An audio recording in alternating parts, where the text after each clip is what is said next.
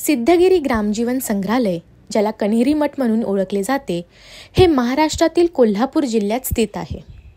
हे अद्वितीय संग्रहालय ग्रामीण भारताचा इतिहास आणि सांस्कृतिक वारसा दर्शवणारे ग्रामीण जीवनाचे प्रतिनिधित्व करते.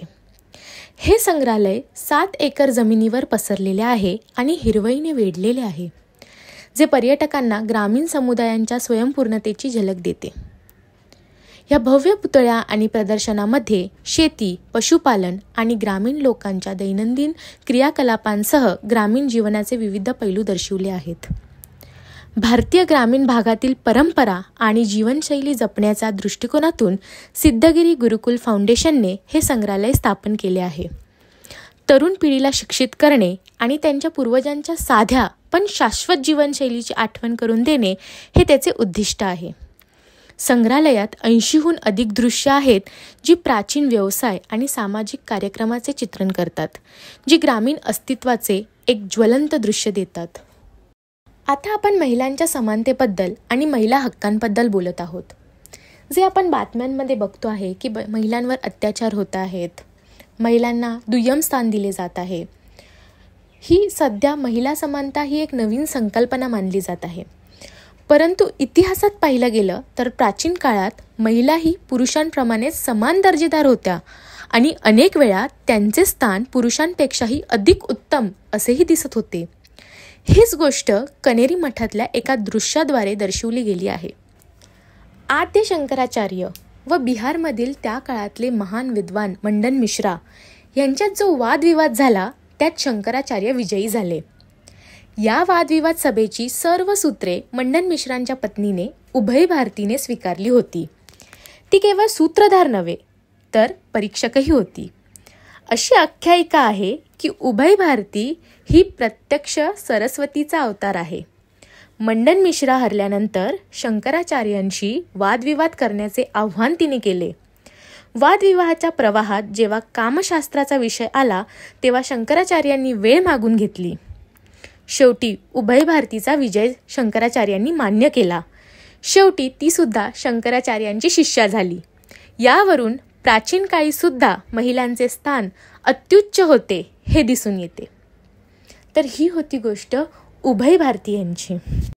म्हणूनच प्राचीन काळात महिलांनी त्यांच्या कर्तृत्वाने, बुद्धिमत्तेने आणि नेतृत्व गुणांनी समाजात आपली छाप सोडली होती.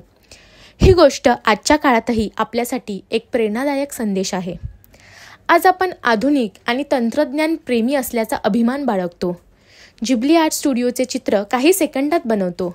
इलेक्ट्रिक व्हेकल, कॅशलेस पेमेंट्स इत्यादी सारख्या आधुनिक गोष्टी वापरतो. पण तरीही बातम्यांमधून अनेकदा असे दिसून येते की महिला सक्षमीकरण हा अजूनही एक सततचा संघर्ष आहे. उभय भारतीची कहाणी एक वेगळ्या प्रकारची प्रगती दर्शवते. त्या काळातील लोक जरी तांत्रिकदृष्ट्या ते तितके प्रगत नसले, तरी त्यांनी त्यांच्या पत्नींच्या मतांना, प्रतिभेला आणि निर्णयांना महत्त्व दिले होते. त्यांचे उदाहरण आपल्याला आठवण करून देते की खरी आधुनिकता केवळ तंत्रज्ञानाबद्दल नाही, तर नातेसंबंधांमध्ये समानता आणि विश्वास वाढवण्याबद्दल आहे. बाईपणाच्या पुढील टप्प्यात आपण आईपणाकडे जाणार आहोत. आजकाल C-सेक्शन डिलिव्हरी केली जाते. पण तुम्हाला माहिती आहे का की ही पद्धत काही आधुनिक वैद्यकीय तंत्रज्ञान नाही, तर ती प्राचीन विद्या आहे. C-सेक्शन ही संकल्पना काही नवीन नाही आहे. सुश्रुत संहितेमध्ये C-सेक्शनचा उल्लेख केलेला आहे.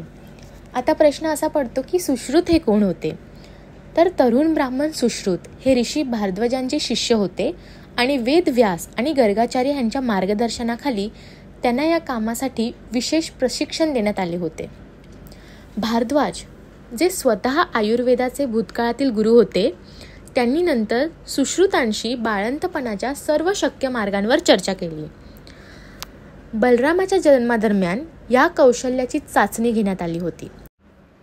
आता अशी आख्यायिका आहे की कंस मामाचा अत्याचार वाढत चालला होता आणि देवकीच्या 7व्या पुत्र बलराम यांचा जन्म होणार होता. तर देवकीच्या गर्भाशयातून बलराम यांना काढून वासुदेवाच्या दुसऱ्या पत्नी रोहिणी मातेच्या गर्भात त्यांना धारण केले गेले होते. बलरामांना असे गर्भाशयातून जबरदस्तीने काढल्यामुळे त्यांचे नाव संकर्षण असे पडले होते. तर ह्याच पद्धतीला आताच्या काळात आपण फोर्सेप्स डिलिव्हरी किंवा असिस्टेड वजायनल डिलिव्हरी असे म्हणतो. म्हणजे आईने प्रयत्न करून देखील, आईने प्रेशर लावून देखील जेव्हा बाळाचे डोके बाहेर येत नाही तेव्हा डॉक्टर एक असिस्टेड मेथड यूज करतात. त्या इन्स्ट्रुमेंटच्या साहाय्याने बाळाचे डोके असे बाहेर काढले जाते. तर ह्या पद्धतीनेच बलरामांचा जन्म झाला होता सुश्रुतांच्या वेळेस. त्यामुळे ही काही आधुनिक पद्धत नाही आहे.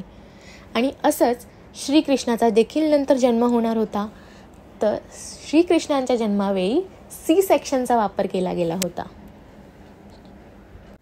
श्रीकृष्ण आणि कंसमामाची गोष्ट आपल्या सर्वांनाच माहीत आहे. श्रीकृष्णाचा जन्म कसा आणि कोणत्या परिस्थितीत झाला हे आपल्यासाठी काही नवीन नाही. पण त्यांचा जन्म सुश्रुत यांनी केला. गर्गाचार्य लवकरच परत आले आणि सुश्रुतांना देवकीच्या खोलीत घेऊन गेले. महिलेची तपासणी केल्यानंतर सुश्रुत बाहेर आले आणि त्यांना गर्गाचार्य यांनी विचारले, तुम्हाला काय वाटते, तुम्ही किती वेळात बाळाला जन्म देऊ शकाल? त्यावर सुश्रुतांनी क्षणभर विचार करून उत्तर दिले की जर आपण सामान्य पद्धतीने बाळाला जन्म दिला तर संपूर्ण रात्र लागू शकते. देवकीला प्रसूती होत नाही आणि वेदना सुरू कराव्या लागतील. त्यावर गर्गाचार्य म्हणाले, पण आम्हाला उद्यापर्यंत वाट पाहू शकता येणार नाही, कारण आम्ही यशोदेच्या बाळाला आधीच पर्याय म्हणून आणलेले आहे. हवामान आम्हाला आज मदत करत आहे. आम्हाला पुन्हा अशी संधी मिळणार नाही. त्यावर सुश्रुत म्हणाले, अशा परिस्थितीत आम्हाला शल्यप्रयोग, ऑपरेशन करून बाळाला बाहेर काढावे लागेल. त्यामुळे डोक्यावर संकट असल्याकारणाने, वेळ कमी असल्याकारणाने आणि श्रीकृष्णाचा जन्म महत्त्वाचा असल्याकारणाने त्यावेळी सुश्रुत याने प्रसूतीसाठी त्या पर्यायाची निवड केली आणि ज्याला आपण आजच्या काळात सी सेक्शन असे म्हणतो. सुश्रुतांची एवढी माहिती देण्यामागचे कारण म्हणजे ज्या कनेरी मठाबद्दल आपण बोलत होतो त्या कनेरी मठामध्ये देखील सुश्रुतांची माहिती दिलेली आहे. ती म्हणजे अशी, सुश्रुत एक आयुर्वेदाचार्य आणि शल्यतंत्र पारंगत, शास्त्रक्रियेचे जनक म्हणून ते विश्वविख्यात होते. सुश्रुतांनी शल्यतंत्र आत्मसात करून सुश्रुत संहिता ग्रंथ लिहिला. त्याचे 5 भाग त्यांना स्थानी म्हणतात. सूत्रस्थान, निधानस्थान, शरीरस्थान, चिकित्सास्थान आणि कल्पस्थान. त्यांनी 1120 प्रकारच्या व्याधी शोधल्या, 700 वनस्पतीजन्य औषधे, 64 खनिजमूल्य औषधे आणि 57 प्राणीजन्य औषधांचा शोध लावला. यांनी त्वचारोपण तंत्र, मोतीबिंदू आणि प्रसूती योग्य मार्गाने होत नसल्यास मूल बाहेर काढण्याच्या तंत्राचा प्रयोग जगात सर्वप्रथम केला. शिवाय 100हून अधिक पोलादाच्या शल्यशस्त्रांची माहिती जगाला दिली. प्लॅस्टिक सर्जरी प्रथम बहुमान त्यांच्याकडे जातो. शव दीर्घकाळ टिकवून कसे ठेवायचे याचे ज्ञान त्यांना अवगत होते. शरीरशास्त्रात त्यांचे योगदान अतुलनीय आहे. या कनेरी मठामध्ये विविध धार्मिक आणि पौराणिक कथा वाचायला मिळतात. त्यामध्ये राम आणि शबरी, यशोदा आणि कृष्ण, भरतमुनी, जीवक, वेदव्यास अशा बऱ्याच कथा आहेत.